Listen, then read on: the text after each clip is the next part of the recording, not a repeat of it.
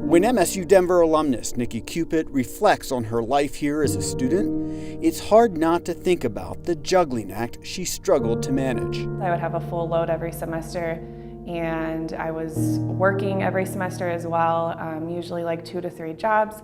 I also started interning late in the program at the Children's Hospital at the Kemp Center. And so I just had a lot going on throughout those years. To the point of being overwhelmed, stressed out, and depressed. Yeah, I kind of just lost all hope. It definitely got to the point where I didn't know how I was going to continue. And she's not alone. Surveys show mental illness is widespread and growing among undergraduate college students nationwide. And what they have been showing is that not only are more students having mental illness, but the severity of those symptoms is also increasing. At MSU Denver, which serves many first-generation, veteran, and other non-traditional students, rates of anxiety and depression are even more alarming, according to Dr. Lisa Bedaines, an associate professor of psychology who has been surveying students here for 7 years. In our sample of MSU Denver students, about 50% are scoring at or above the clinical cutoff for depression. In typical college samples in the United States, we see more like 30% of the students. On top of that, 40% of those surveyed scored at or above the cutoff for clinical generalized anxiety, with the norm among college samples being about 15%. Now, Bedaines is focused on finding out why. What we do know about depression and anxiety is that almost always those symptoms will be preceded by some kind of stressful life event. So what I wanted to do was understand, is it students' current levels of stress that are driving these symptoms, or is it more some of this early risk and adversity that I've been hearing about in my classes?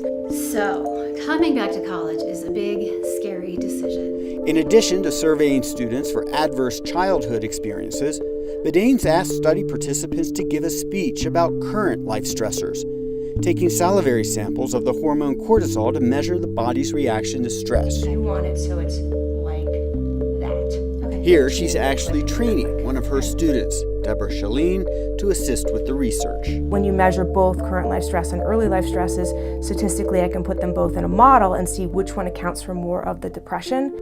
Regardless of Bedaines' findings, mental health experts at MSU Denver stress that help is available on campus for students struggling with depression, anxiety, and other mental health issues.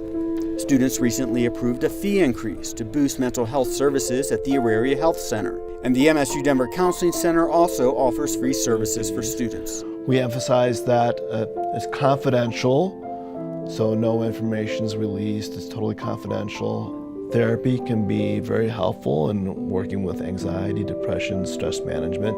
It was helpful for Nicki Cupit, who wanted to share her story in hopes of helping others.